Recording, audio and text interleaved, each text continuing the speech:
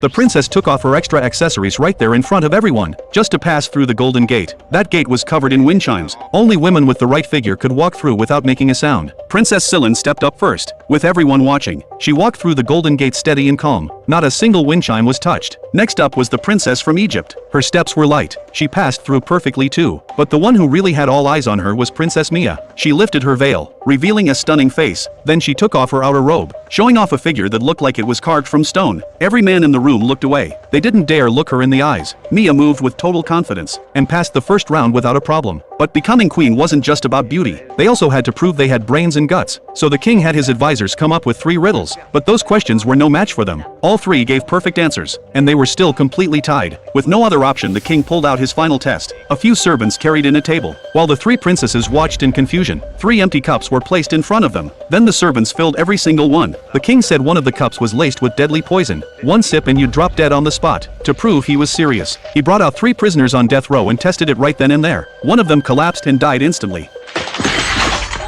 The whole room went ice cold. Then the servants swapped in fresh cups, blindfolded all 3 princesses with black cloth, and shuffled the cups around. When they opened their eyes again, the king spoke once more. He said, if you want to walk away now you still can, but that also means giving up any chance of becoming queen. The Egyptian princess was the first one to step forward, but she didn't go near the cups. She walked straight out. She said she'd rather go home alive and inherit her family's fortune. Princess Scylla hesitated, but for the chance to be queen, she decided to go for it anyway. But when she actually stood in front of the cups, she froze, because picking the wrong one meant death. So she suggested letting Mia go first, and Mia was eerily calm. She picked up a cup and drank it down in one go. Everyone held their breath, but she was completely fine. That made Scylla even more terrified. À toi maintenant, chérie. After going back and forth, she picked the cup on the far right, but in the end she just couldn't bring herself to drink it, and had to drop out. Then Mia picked up another cup, and drank it straight down. Scylla stood there completely frozen. But what happened next shocked everyone even more. Mia grabbed the last cup, and drank it without a second of hesitation. The entire room went dead silent,